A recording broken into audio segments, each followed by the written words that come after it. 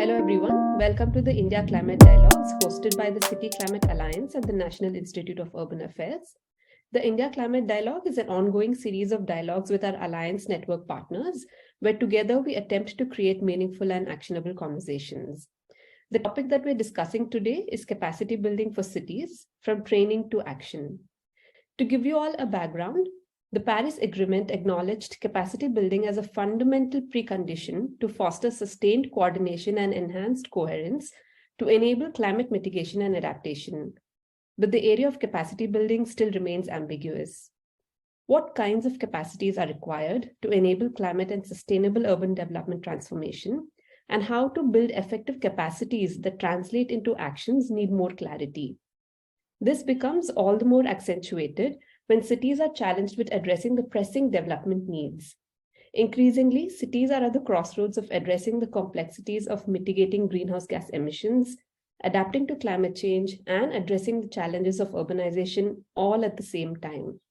So the big question, therefore, is how can capacity building enable the mainstreaming of climate action into the ongoing urban development, and where are the opportunities to enhance this?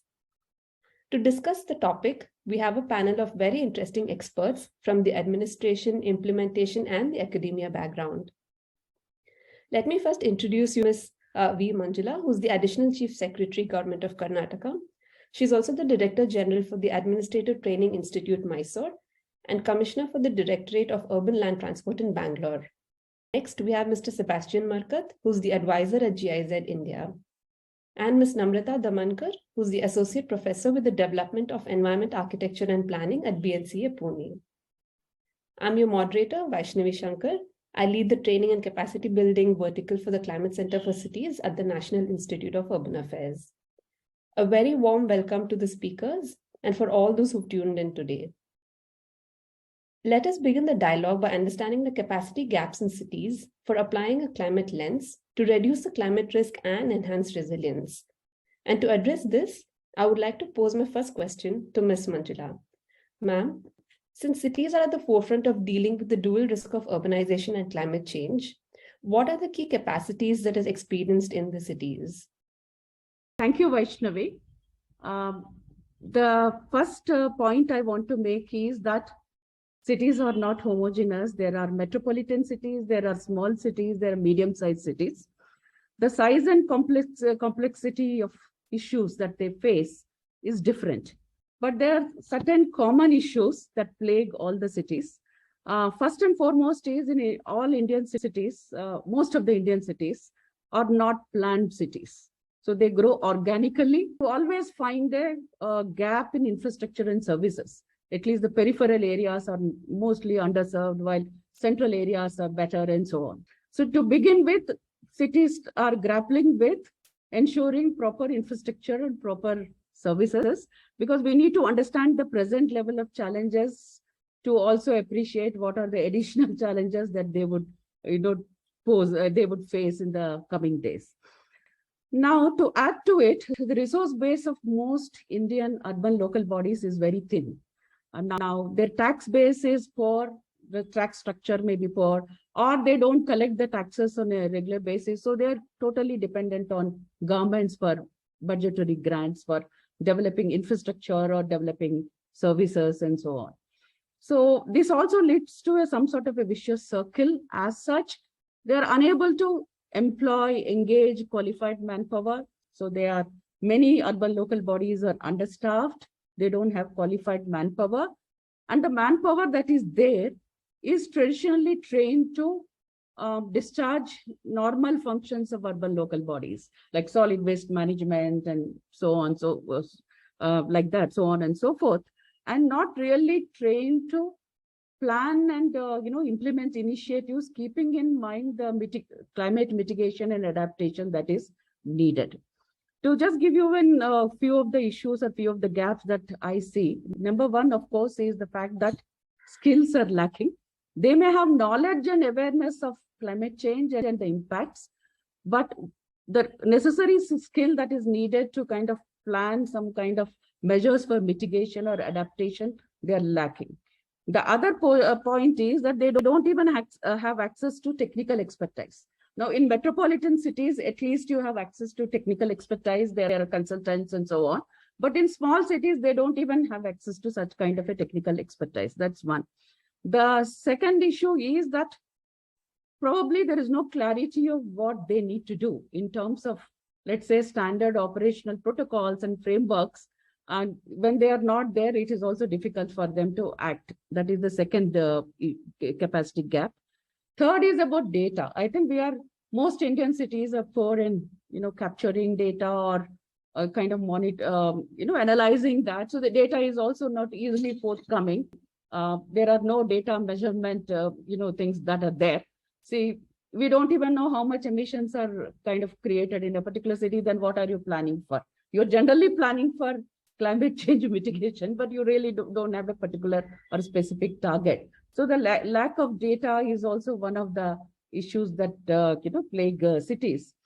Fourthly, I feel, and during COVID, we have noticed that, all skills need not be necessarily in government, and government agencies also need to be able to build partnerships and leverage skills that are available outside the government ecosystem.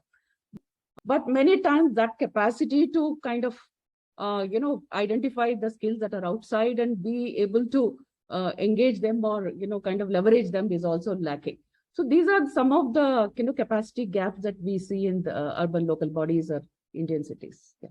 So these are very valid points. First thing to understand is that the cities are not homogeneous and they're of different sizes, and that, of course, they are also growing in an organic fashion. So the key challenge is for them to look at basic services and infrastructure, and focusing on that is what most of the engineers in the cities are trained for, keeping in mind that there's a lack of resources firstly in the cities, but whoever are available are trained to look at these basic services. So looking at skilling, looking at lack of clarity, although they understand what climate change is, but the technical knowledge and access to that is what is missing. But this brings me to the next point where, there are numerous training programs for officials across all levels, both by the national and state governments. But how can we leverage these programs to equip cities in making informed decision-making, looking at the data-informed decision-making as well, as Manjula ma'am indicated? As in, one is understanding the GHG emissions, looking at the socio-economic and spatial vulnerabilities and climate risks be considered in all the projects, right? So at this point, I'd like to bring in Namrata here, as she has worked very closely with the state and the national level capacity building programs. So Namrata, there are many programs for addressing knowledge gaps, right?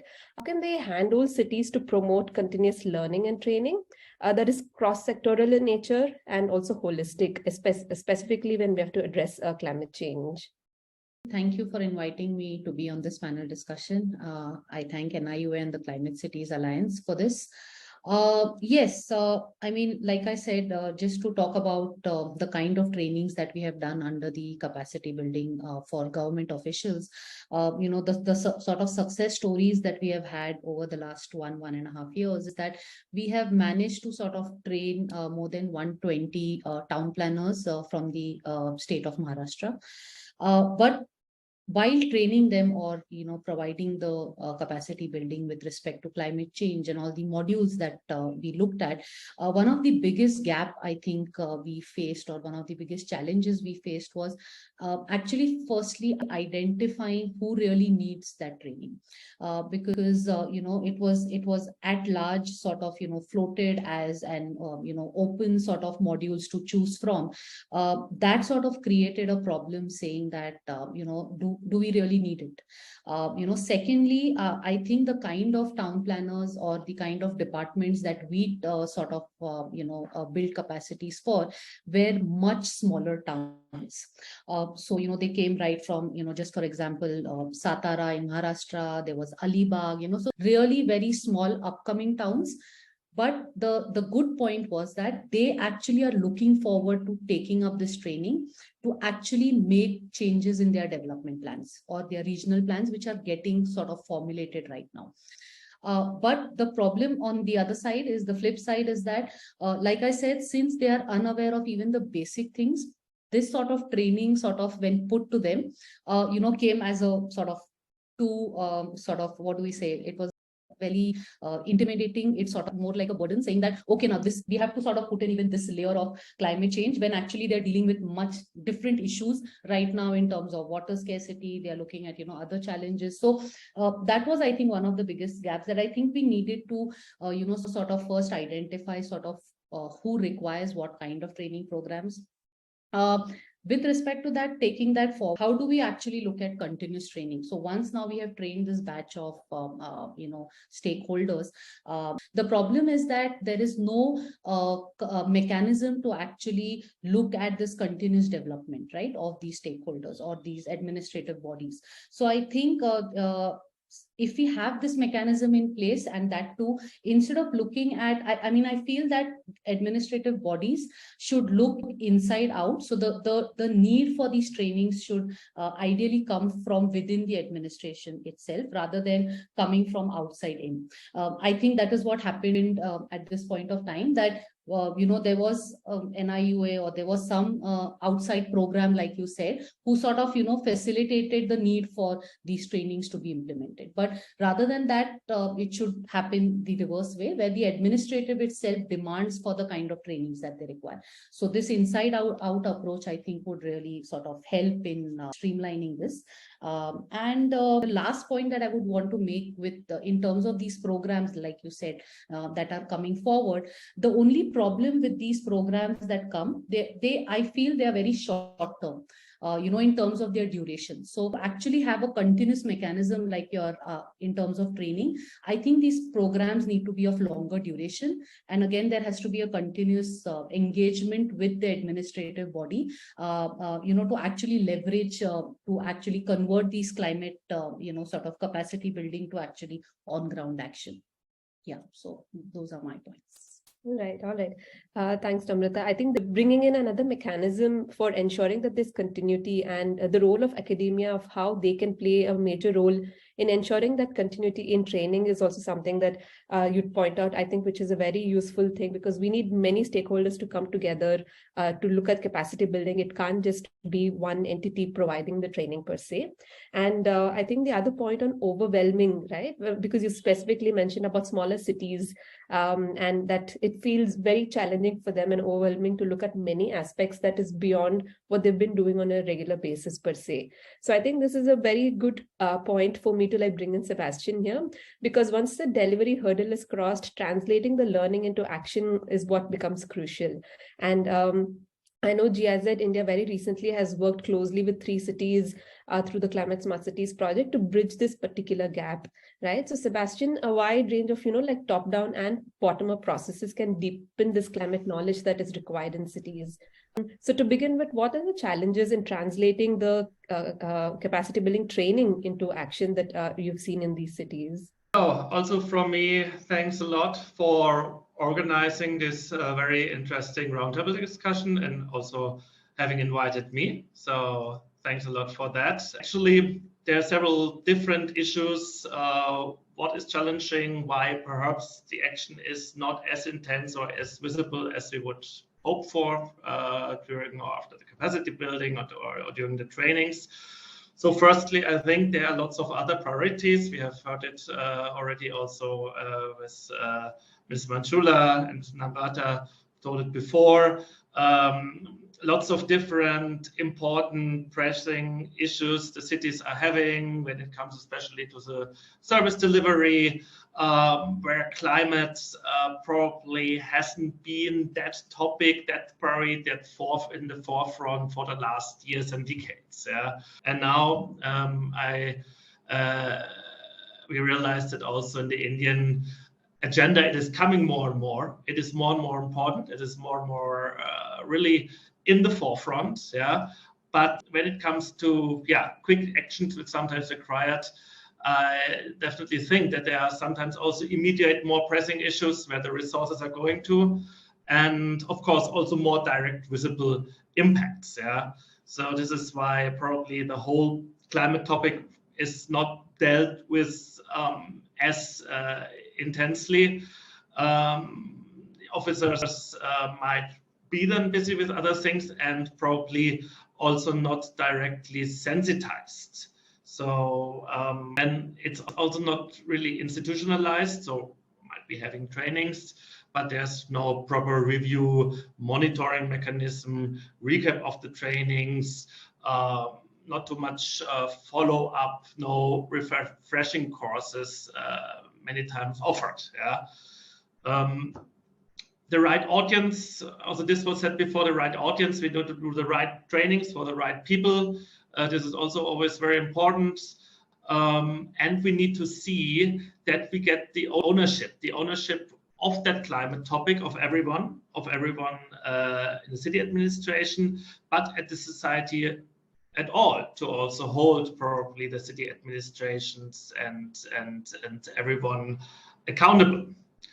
I think what then makes the thing probably a little bit more challenging is also the difficult jargon that we are having. So this little bit technical climate speech, which probably might not always reach the people on the ground, because if it's not really demand driven, then it's always quite tricky to come into action and to implement things. So when I think at our Climate Smart Cities project, what was a little bit a good idea at the start, which we also did with all of our 3 cities we were working in, Kochi, Bhubaneswar and Coimbatore, is heat island mapping. So this is quite quickly to make with GIS. We also made a manual on that, which I think also got circulated quite well and should be also spread more. And then you have this private sector also needs to get more involved, also more sensitized, and in somehow possible also perhaps involved into some capacity building activities. And then also the climate funding agencies who would be apt for the respective cities to identify them, this buzzword, to develop bankable proposals, bankable projects by the cities, but then also to develop the skills for that, which probably also goes beyond climate action skills. Yeah. So we have challenges here in many fields. What we could recently finalized and which we can then also disseminate soon and which might put everything a little bit nicely together is the institutionalization study, which we did also with the Climate Smart Cities project, a bifolded one for Germany and one for India, where really see how the current institutionalization of climate action, the whole framework looks like in the field of policies, in the field of institutionalization, in exchange, and also on capacity building on the various level. The current status in both countries, plus recommendation, what we can learn from each other, and actually also what could be improved, on which fields we could tackle to improve the things. So I think this is also has been a very useful exercise, which we are happy to share. Now I think I'll talk a little bit about translating capacity building into action. The training programs actually should be, or the trainings actually also a little bit more programmatic. Like also we started with a climate smart cities assessment framework. So no once-off activities, which might get forgotten later, but really some serious, some longer thing, which gets really regularly reviewed and checked. And I think with the climate smart cities assessment framework and the whole trainings and capacity building with the city around that, and then really also seeing the ranking, how they might improve in some particular sectors. This has been a very, very good joint exercise of all of us to see how it could be done, or what is a good success story. Trainings, capacity building should be always, I think, exciting, sensitizing also, not to really also tell not only the technical details, but also what actually is the reason why are we doing that? Why is it so important to work on that, to really intrinsically motivate the people and work on that? And then also peer-to-peer learning, I think it's also very essential to see what others are doing And I think also here, C-Cube with a national urban learning platform, with different also modes of trainings. They are also stored, is here also in the forefront, and the things is also, I think, already going quite well in the right direction. What should be also there definitely is also field visits, exposure visits. Internationally, yes, definitely also to see a little bit what other countries are doing, what could be then adapted to the Indian context, but definitely also, I would say, within India, sometimes even within the States, there's so much to learn within India, and there's so many cities who have already done really great things, also in the climate field, to learn from. So this is something definitely which is also very important, which are both things within India as well as internationally. Also, we're jointly NIUA and GIZ also continuing now with the Urban Act project, and also then importance of the regional training institutes that definitely have a very important role also when it comes to localizing the trainings, to support them. Also what we did with the Climate Smart Cities project, to set up training of the trainers, that they really then have the responsibility and the knowledge and the capacities, and to go to leadership to train really all the cities in the respective state or area of responsibility to bring the climate topic forward. And perhaps also the training institute can learn even of each other. And yeah, to make awareness sessions, particularly on climate, that could be anchored at the cities regularly. Also, for example, like climate trainings that could be even made mandatory when it comes to the promotion, or it comes for the senior officials or something like that, to really institutionalize also trainings with the climate issues. Yeah. Sebastian, some very interesting points. One, I think, like Namrata also said, you're saying that the training has to be demand driven from the cities, and that this entire thing needs to be institutionalized. And linking the training to the performance of the cities is one of the ways to bridge that gap of institutionalizing, with the example that you just took. And that there is a need to bring in other stakeholders, like I think Namrata mentioned about academia, but you're talking about the private sector and the other stakeholders who also need to work together in building this capacity, was the point. So what I gather is that the key challenges with respect to, the learning motivation and the institutional outreach, and also the barriers with respect to technology and innovation kind of persist, and even the data point that all of you have made.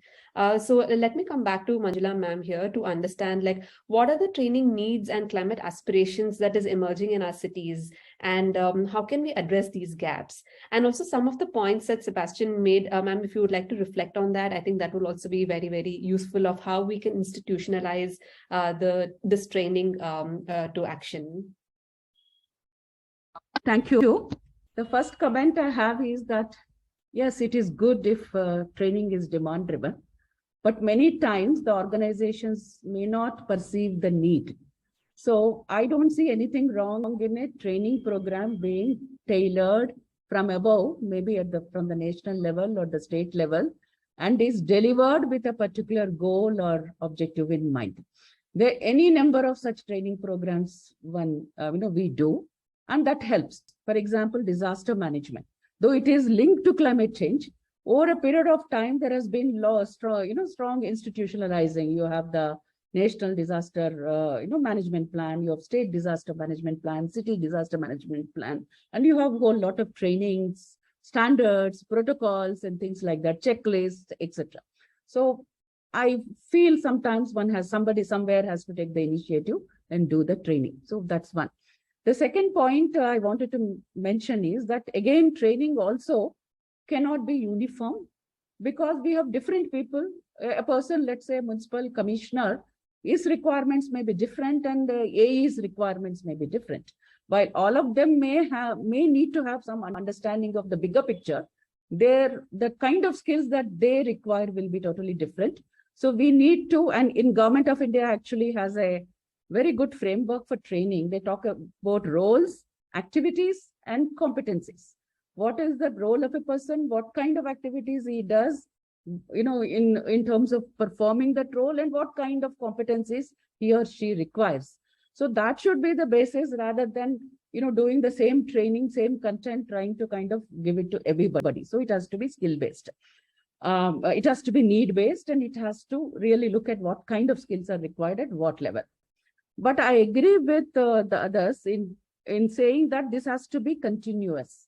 It cannot be one time, because you cannot really achieve anything. Capacity building is a continuous process, and which we need to do it for all levels.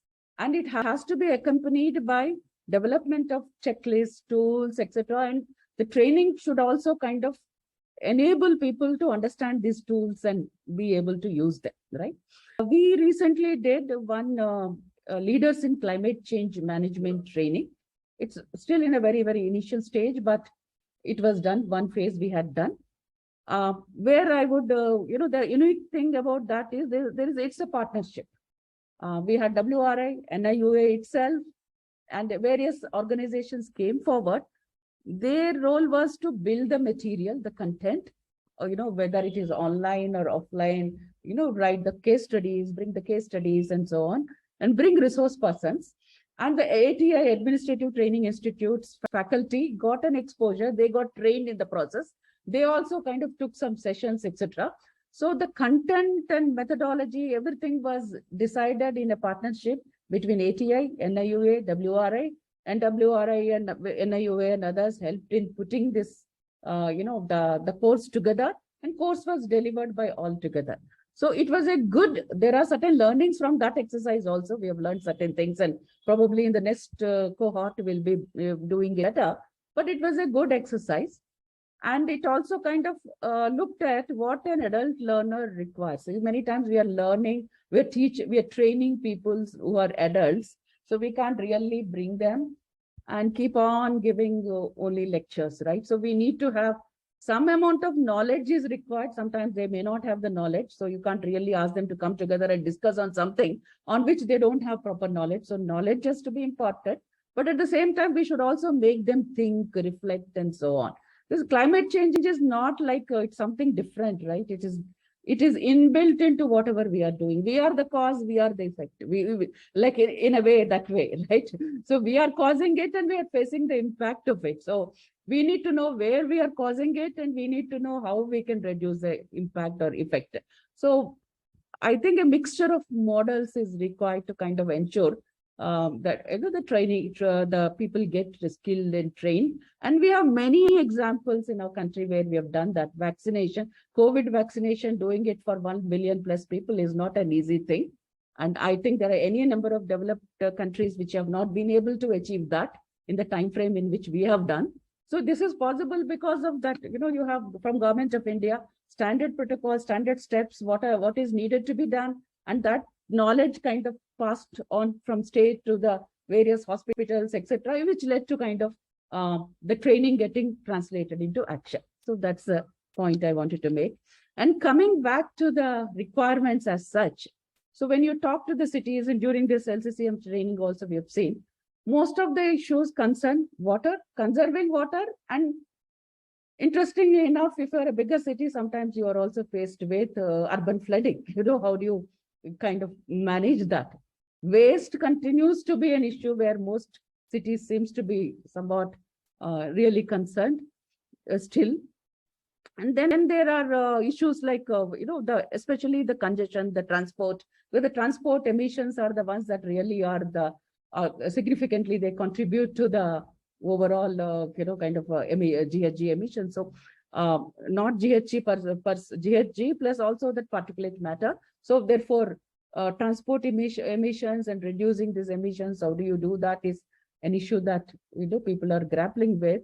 And there are things like rainwater harvesting, and there are things like green building concept, but nobody knows how do you make that into a reality. What kind of bylaws you need to be put in place, and how do you implement? So in general, these are the kind of issues that cities are. How do you build compact cities? So and while building compact cities, how do you reduce the energy footprint of these cities and conserve water and manage waste more effectively and efficiently, and reduce transport waste emissions? These are the concerns that keep emerging. And when you speak about aspirations, yeah, but like most cities want to be, aspire to be good cities, giving good quality of life. But as you, I really can't say they are themselves right now caught in the middle of, managing the basic necessities. So this is something, it's a work in progress. We need to aspire for something, work towards it, achieve it. But these are the problems which I found most cities were reflecting upon when they came to the LCCM training. Thank you.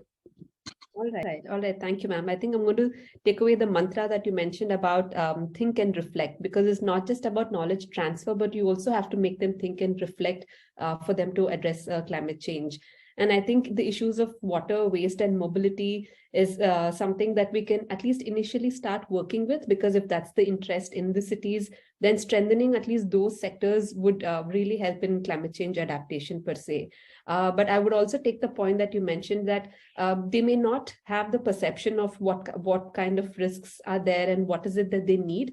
But so in addition to this demand in water, waste, and mobility, tailor-making other training programs are also equally important. So I think at this point, I think I'll again bring in Sebastian here to look at some success in any of the cities, because given the uncertainties in the long-term planning, like ma'am just said, it's a continuous process and it's a continuous learning process, right? There needs to be a shift to adaptive governance with the focus on stakeholder engagement, shared responsibility, and also ensuring that the decision-making and learning is an ongoing process, like ma'am just mentioned. And also you mentioned about peer learning in your previous point. And the emphasis on learning by doing is also an emerging concept in this sphere. Again, reflecting back on think and reflect that was just mentioned. So in this context, Sebastian, the focus on capacity building through multi-stakeholder engagement is necessary to ensure actionable outcomes. So can you discuss how this translation can become a success? If you want to give an example, that would be really helpful. So in our project, Climate Smart Cities project, actually, we had a huge variety of series of trainings on quite relevant topics in the field of urban climate action, and especially also when it comes to the framework of the Climate Smart Cities assessment framework. I think what we started was that with each of our three partner cities, which Coimbatore, Kochi, and Bhubaneswar, we were sitting quite at the beginning of the project and we were listening to them. What are the fields you think roughly in the climate field? Where would you need support? Would you need some capacity building activities? Where could we come in? Yeah, where could we join hands? What would be important for you? And each of the cities actually then selected 2 topics. In total, it was an urban green planning, construction demolition waste management, green buildings, and stormwater drains. So each of the 3 cities selected 2 of those topics. So then actually already had kind of an ownership of the city that, they really want to work in that field. This is really something probably the city is demanding for some action in that area. And then we had a training series. Actually, after then COVID stroke, we had to make it virtual. And then we invited actually all of those cities, plus also 15 upscaling cities that we identified, plus all the 3 or 4 training institutes of the respective states, those topics. So then actually already had kind of an ownership of the city that, they really want to work in that field. This is really something probably the city is demanding for some action in that area. And then we had a training series. Actually, after then COVID stroke, we had to make it virtual. And then we invited actually all of those cities, plus also 15 upscaling cities that we identified, plus all the 3 or 4 training institutes of the respective states to these trainings, which then tackled one of those 4 mentioned topics. So it was quite of a big mix of participants, city officials, training institutes, and so on.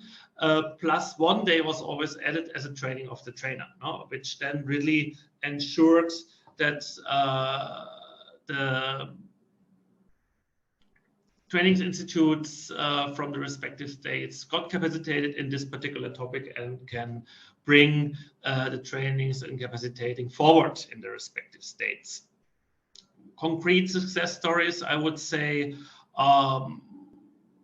Coimbatore, city of Coimbatore, based on our training on urban green planning, and subsequent then also activities in the city itself, identified one area, Maruta Nagar Park, which actually was kind of a more, I would say, wasteland, delimited area, which now should get revamped into really a green park, and concerning this with regard to the sponge city concept, where also the city itself is now willing to use to a huge part their own funds for that, no? which sees that they really understood that they're really behind this concept, and that the training really then made sense, and it comes into action that they're investing their funds for that.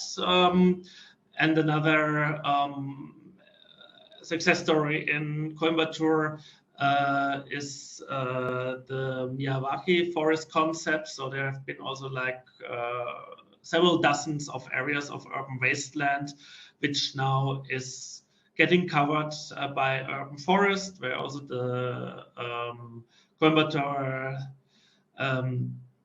city itself took the initiative and the responsibility, and mostly via NGOs and also via private companies, CSR funding. They really managed to convert lots of urban wasteland now into really nice urban forests, which contributes then a lot to climate adaptation as well as mitigations, are currently also continuing with this process. And also in Kochi, the city itself, who selected green building as one of their areas of priority, and of course then also participated with many others in training of green building, then also are now looking to those lots of activities from a more green perspective when it comes to building, and also now are about to getting the new municipal building green certified. So these are, I would say, some of the success stories where, based on the training, some action happened. I think the biggest problem is also like the funds and the willingness to actually do that. And I think if that is at some point kind of addressed, then having these actionable outcomes would be the easier way out, basically. So for the last question, I would like to dive into the emerging aspect of digital learning. Since the COVID-19 pandemic, digital learning has taken the center stage, and many cities are quickly adapting to this virtual connectivity. While there are many challenges, the reach in digital learning is wide and far. So let me bring in Namrata here to understand how can digital learning be explored as an inclusive tool for capacity building? And is it possible for traditional and indigenous knowledge, which is key for adaptation measures, be communicated through digitalization? On this, I mean, one of the major points I feel is when we were again coming back to the trainings that we just provided, again, the time duration that, we have in hand to actually train these, so at one hand, we want to train them on the actual content, which is the modules with respect to climate change and the issues and the, the success stories. But on the other end, they are facing challenges with actually coping up with, tools as to how to use them, for example. One of the examples that I would want to state here is that, for example, when we did this training with bigger cities, like, for example, we did it with the Pune Municipal Corporation or the Pimpri-Chinchwad Municipal Corporation, which are obviously bigger cities. For them, the feedback was that they are even going much beyond just using Google Earth as a tool, because for them, they have already sort of digitized all their, planning on GIS, and they're already using, more sophisticated tools than using this. So this was the feedback on one end that we got when we looked at bigger cities. At the same time, on the same sort of platform or on the same dais, we also had, like I said, the smaller cities, where they were definitely facing challenges of even trying to understand the tools. And for them, obviously, they were not looking at GIS, they were looking at smaller tools. So again, keeping them at the same level did not really do any justice in terms of the kind of, medium of transfer or knowledge transfer that we were using. So I think there again, that gap of trying to first identify who the audience or the participants is, and then actually providing the kind of training that they require. One more, this is more of a suggestion in terms of trying to use not just digital medium, but in terms of capacity building, would obviously be to set up some sort of, capacity building training cells in the local, urban local bodies themselves. So like we have administrative training centers, like say Yashoda in Maharashtra, you have these administrative bodies where before they actually get into the administrative field, they are trained, with respect to all issues with respect to public administration. But the same thing, if once they are already into the system, if we have some setup that would sort of help to leverage the kind of trainings or capacity building that we are looking at on a continuous basis. So that was one suggestion, to actually have a lot of the new trend now is that I'm seeing a lot of municipal corporations actually setting up an environmental cell, which again is a far-fetched sort of dream for most of them. So at least setting up that sort of centers or department in the local bodies would again sort of leverage this. Again, putting this that, it's not always possible for all urban local bodies to have this set up again within, but then at least tying up with local institutions or local organizations, would help again to keep this continuous engagement again. And in terms of digitization of the modules, definitely digitization, the biggest advantage that we have in this sector is that we can reach out to a larger audience. But I feel that just digitization will not help. I think what we should have is we should have self-paced modules. So all the modules with respect to climate change that we are looking at, if they are actually put on a platform or a dashboard which is easily accessible, there are pre-recorded sessions also of these, where the public administration can again get back or revisit them as per their own convenient time when required. So I think, and then along with that, you also have in-person training. So I think instead of just sort of looking at digitization and just technology, I think, we have to find some middle ground where we can, try to, find a balance between using technology as well as trying to look at in-person capacity building. And last is, I also feel that in doing all of this, the thing that would help is that if every, administrative body, if they can actually look at localizing SDGs. So when we are talking about climate change, I think right now we are all moving towards the agenda of, 2030, the Sustainable Development Goals. There are a lot of cities that have, started taking, or many states have started looking at localizing SDGs. So if we could actually have every city, so again, the climate cities assessment framework, that sort of, but what I see is that dashboard right now that you have, if it could, sort of be more vocal, if it can sort of reach out to the audience at large. Right now, I think that is not happening. That's not really getting imbibed into the entire city sort of administration. One department is not aware of what the other department is doing, right? So if there is like a common dashboard or a common sort of pooling of all these departments working together, I think again that on a continuous basis, again to keep that engagement, because again, this is a big gap that I have seen when we were training these officials, especially from the urban local bodies, that they came from different departments, but none of them were aware of what the other department is doing, or they're getting all these departments to work as a unit of in totality. I think would really sort of again help build the capacities of cities in totality. So yes, those are my points. Samrata, I think the hybrid approach of training, of looking at in-person and digital training, is something that I think more and more is what is being coming out even from the cities based on their interest as well. And I also take the point that you mentioned about the large cities and the smaller cities and how it's overwhelming for the smaller cities, not only with the content of the training, but also the mediums that that they are exposed to, because we are moving to digital learning per se. And also looking at these learning hubs at the local level, I think that's also another a very good suggestion, I think, that we can look at, because most of these cities do have these environment cells, or we're also looking at climate cells that they can, the cities can set up. So these, at a localized level, some of these innovation sort of hubs and training hubs would also be useful for the cities. So I think before I close, I would request if any of the speakers would have any last points or reflecting thoughts. States have these district training institutes. So I would feel, ensuring consistent and constant capacity building through this should be the way forward.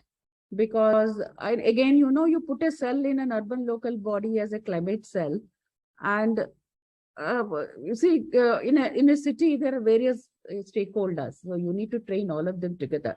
So that climate cell becomes very limited to what it will do only for the urban local body, but the city's requirements are beyond the urban local body also. Sometimes you need to bring various stakeholders and coordinate. So at least in Karnataka, we have our district training institutes. And as mentioned, that localizing SDGs, etc., it's constantly done through this district training institute, so that Group C and D officers also get trained in the process. So we need to make maximum or optimal utilization of the capacities, institutional capacities that are already created in capacity building and training, rather than creating new ones. That's the only limited point I wanted to make. Thank you. Thank you, ma'am. Very, very valid point. So there were many points that we discussed through this dialogue, but if I have to just highlight a few before we close, one was about emphasize on who to train and what to train. And of course, we have the MAHA framework of a person's role and the required competency. So this is something that we can always fall back on to look at when we say who to train and maybe what to train. And also looking at a combination of models to ensure transfer of technical knowledge, along with the concept of think and reflect, because what we have in cities, of course, are adult learners, right? And the focus on bringing in mechanisms for continuous training and how we can engage different stakeholders in this particular process, and also strengthen the existing training institutes. And if and when required, look at other smaller training institutes to provide this continuous training is something that could be looked at. And one other point is that how can we strengthen capacity building by building partnerships beyond the government systems was also something that we discussed. So this has been a very interesting dialogue. The aim ultimately is to uncover the experiences and learnings for finding a way forward to building local capacities for climate actions.